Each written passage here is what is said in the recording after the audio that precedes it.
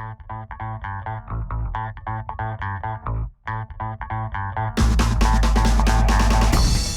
right, everyone, this is not a drill. You know, there's that moment when you realize that things are different and everything that maybe you took for granted, you need to reevaluate.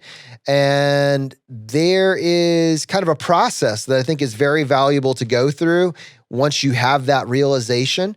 And I think this conversation about making sure you understand the lay of the land, you understand where you find yourself, I think that is going to be valuable just for us personally, but also for you. And I'd kind of like to compare notes. So to help me with this, I have my co-host Brad here with me today. How you doing, buddy? Hey, Jonathan. Yeah, I'm doing quite well. Yeah, this is not a drill. That's an interesting way to put it. Yeah, I mean, I think all of us are waking up to the realization that, this clearly is not something we can just ignore by any means. I think, to varying degrees, people have been looking at this for the last, weeks, months even, and people are all across the spectrum of level of concern. But I think it's kind of coalescing to realize, like, A, this is something real, and B, like, this is impacting potentially everybody economically, certainly, but also health-wise. I think, probably like the biggest public service announcement that I want to get across is, like, this is, and probably the most dangerous thing I've heard is that this is just something that's impacting elderly people. I think that was what people were seeing early on in China. And right now, I think I just read an article that said in New York State, 53% of the cases are people 18 to 49. So I think, like, the biggest piece of information that, not that you're looking to me for medical advice by any means, and this is not medical advice, but I see a lot of people potentially saying, oh, it's not going to impact me, or, oh, it's going to be mild, like, just because you happen to be under 50. Like, I think we need to start realizing that is outdated information at this point. So that's kind of my little PSA here.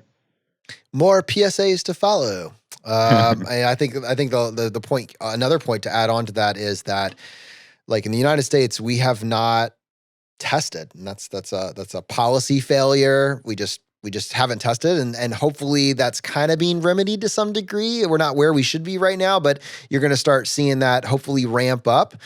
And we're going to, one, have better data about who is affected, but then two, almost as a guarantee, we are going to have a huge surge in cases. And the problem is, because we don't have the data, we're not going to know whether or not it's because it's spreading rapidly or whether or not it's because we're finally testing, and we should have been testing all along, but we're finally testing. It's conflated. But it actually, I kind of want to partition out, because that's so far out of, like, what we can control. What is becoming increasingly obvious that the economic damage is real and it's built in. And, like, whatever happens with the coronavirus and COVID-19 over the next, I don't know, probably 45 days. 45 days is kind of like what all of us were kind of looking at this to see what's going on. We'll have more information then, but the economy isn't even really waiting to find out.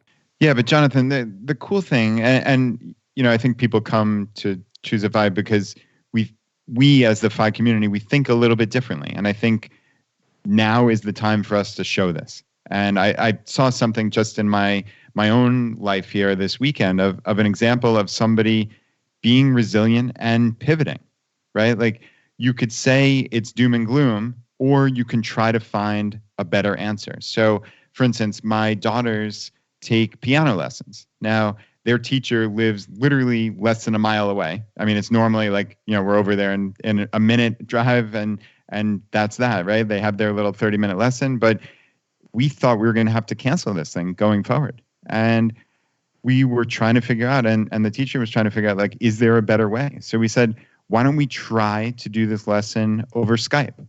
And I wound up setting up a chair on this, like, perfect little angle behind them, and set up high. We put a stack of books. I put my laptop on this. And so the teacher could overlook their fingers and see what was going on. And Anna had a lesson at, let's say, 3:00, and Molly had the lesson at 3:30, and they were able to succeed with this. And it was really cool. Like, I asked the girls after, like, what do you think? Was that pretty close to what Miss Erin does when you go to her house? And they're like, yeah, it was almost exactly the same. I mean, maybe it was a little bit slightly worse, but like it was really great. And that's just an example of like pivoting, right? Like we could have just said, no, this is not going to happen. And she probably would have lost all of her clients, right? Or all the kids that she tutors. But she's now trying it. And I think that's brilliant. And I think a lot of people can replicate something very, very similarly, right? Like think about how can you do this from a distance? How can you do this using technology? So there almost always is another answer. And I challenge everybody out there to try to find it. Or maybe even, do you have some skill that you'd like to teach somebody? Like there might be people out there who would pay you for an hour of your time. Like you have a lot of time now, right? Like you can't use the excuse that you're busy and you don't have any time. Like maybe you won't get as many dollars per hour as you'd hope in a perfect world, but it sure beats nothing, right? Like it's better than zero. And I think that's kind of like just a cool way, like just rethink the problem. And we all have to do that moving forward.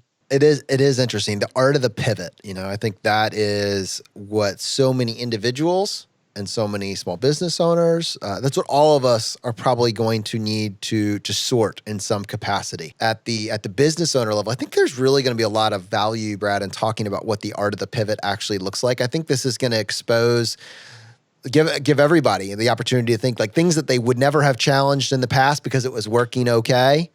Like you didn't want to risk it. Now, you're not given a choice. You have to try something new. And there's going to be a lot of opportunities that are going to open up because someone that was kind of like, it was okay, it was working, realized it's not working anymore, and they got to pivot with it. And I think one thing we can do from a small business owner perspective is as our community continues to highlight resilience and how they're using the art of the pivot in these times, just put those back into the community to help others as well. I think at an individual level, it's kind of the same idea. I mean, those of us that were kind of maybe just a little bit better than paycheck to paycheck, just a little bit better, we have been given this opportunity, if you will, to look at everything that we took for granted and say, is this really adding significant value to my life? If not, it has never been easier. And as an individual, you've probably never been more motivated to actually make small changes, small improvements. And I can give you a couple of practical examples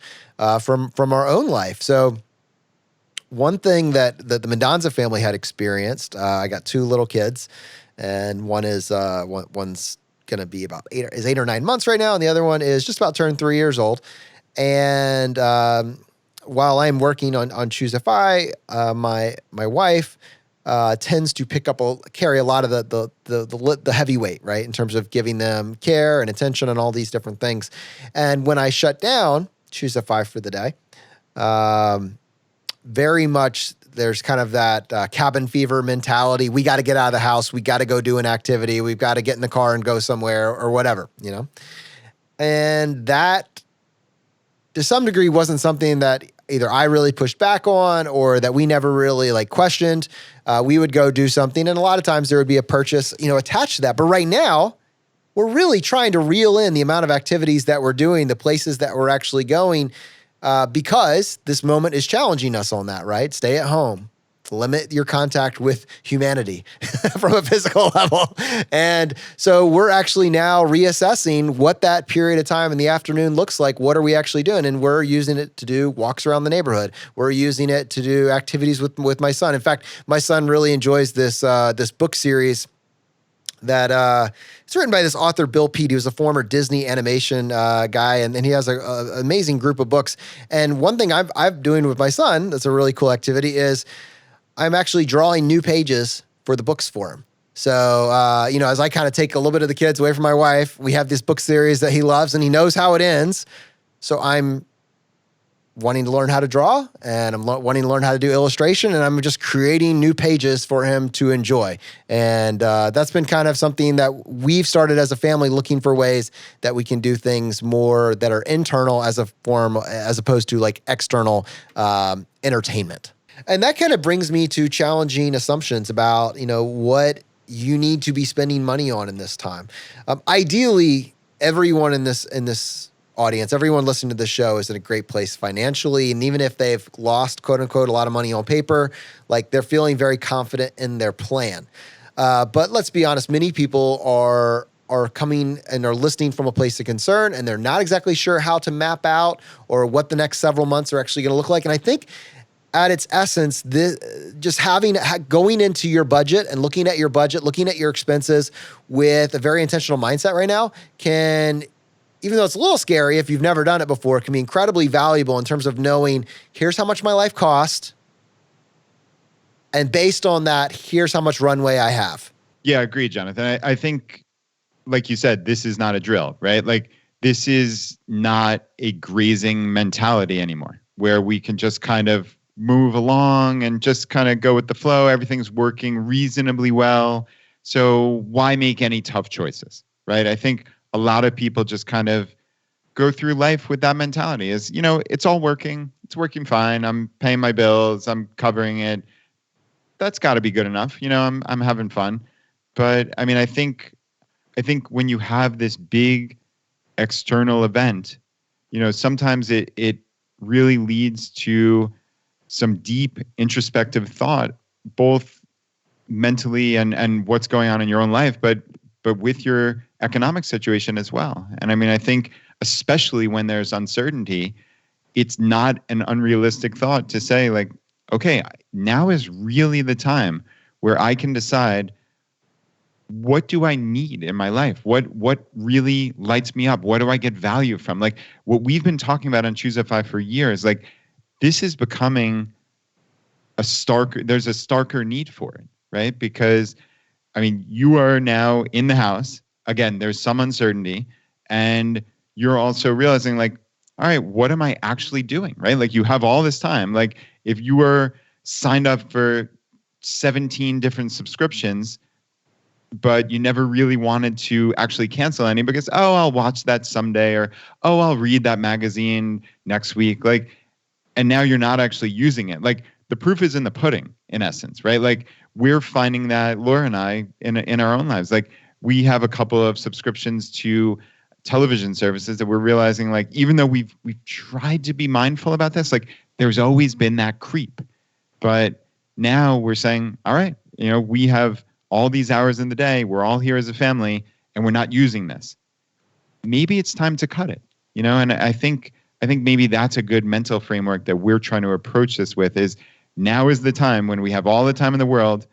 And if we are using something and we're getting value from it, okay, great. If not, I think it might be time to cut. So I'd love to hear your thought process of how you're approaching this. Yeah, I mean, what I did, and this is probably just a good exercise for people generally, is I kind of looked at my budget from a perspective of kind of tiers, core expenses, and then discretionary expenses. And there could be different levels thereof. But in terms of like, if you treat your life and you treat your budget the same way you would treat maybe a business that you own, you don't want to run a business in the negative, and you certainly don't want to do that in your own personal life. And so, understanding at bare minimum your core expenses before we even talk about making cuts or whatever else, do you actually know the line items that are going out each and every month? And so I just kind of went through this exercise in our own family, for our own family, and for us, our core expenses, and this is a form of, if you kind of work your way down the list, like what are the things you absolutely have to have? You need to have housing and shelter, right? You need to be able to feed your family, so groceries, and then maybe down. Normally, this is kind of on par with those, but realistically, right now, you'll see why it's kind of diminished. Like your transportation, right? Those would be the three that typically you would need to handle. You need to be able to pay your bill. So for us, it was groceries. It was our mortgage. It was our different forms of insurance, our home insurance, life insurance, our utilities. Those are the sorts of things that you want to know, because everything else can basically just go. If it has to, it can absolutely go. And then once you have that number, and then you can map that out to what you're actually bringing in and say, okay, at its essence, at its core, based on my core expenses and based on my cash flow and my emergency fund, I'm good for this amount of time. There's a lot of strength and confidence that comes from having those two numbers work out. And then you can actually layer onto that, okay, that's my core expenses, but then we have all of these extra expenses, and immediately what you've done is you say, oh, that's extra. Like if we can afford it, great. But if it's burning down on my emergency fund, if it's burning down on my cash flow, if I can't save anything when I keep those, then we don't need that. And what a great opportunity for you to challenge everything that you think you need. I mean, what's that basic lesson that kids have to learn, wants versus needs? I think adults need to learn that too. Yeah, that's actually an exercise that Jason and I did in our budget several months ago. We looked at what were our total monthly expenses, what was nice to have, and what was an essential. And this past week, we know we're fine financially, but we wanted to look at the numbers and kind of ease some of the concerns that we have. So we looked at what is our essential spending. What is our cash that we have in reserves, either in bonds or just in a cash online savings account? And how quickly would it take us to burn through that amount of cash if we just paid for our essentials? If for some reason he lost his income, if I had nothing coming in, like the absolute worst case scenario, how long would it take us just to go through that? And what we did is we said, okay, we're going to discount any dividends that might be coming in because market's not doing great. And we're going to increase our expenses by that same percentage as well. So decrease dividends by 25%, increased expenses by 25%, just in case, again, not knowing what's going to happen. So taking those essential expenses, add on a little bit to it. We know that we would be able to last for a good long time. So I was able to take a nice deep breath. Okay, if the worst case scenario happens right now, which is both of us have nothing else coming in, everything else is bad just with the cash on hand because we don't want to sell any of our stocks right now, we know we would be fine. And that was a really good exercise just for that alleviation of, okay, I've pictured the worst case scenario. I have visualized it. I can see that we would make it through. And in that period of time, we would find a way to then bring in more income. We would find a way to do something else before we got out of that cash and had to talk about selling equities or anything like that. Yeah, I love that. That reminds me of something that Tim Ferriss talked about years ago. He called it fear setting, right? We can very easily spin these wild, fear-based fantasies out of control and let it debilitate us. Or you can dive into it and face those fears, right? And put them on paper.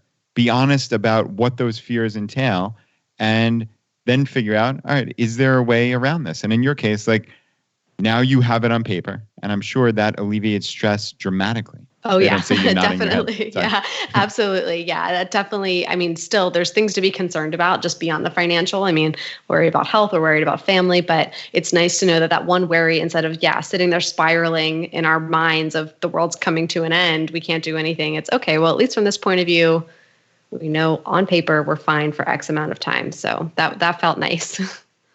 And I will just say, hopefully everyone here has an emergency fund. Hopefully everyone will take us up on this and go through this kind of cash burn rate exercise that we're discussing. What is your forecast for the next, 6 months, next 1 year, next 2 years? What would it look like in a likely scenario, in the worst possible case scenario? Run it just to kind of get a sense. Fear casting, as Brad, as you were alluding to. And I will say, if we're putting the focus on emergency funds generally, if you're talking about having, several months of expenses, 6 months of expenses, 1 year of expenses, 2 years of expenses, whatever that may look like, if you're looking at this emergency fund, certainly don't just keep that in an account making 0.01%. Like you can optimize this. Our personal favorite example, CIT Bank. CIT Bank right now is a high yield online savings account.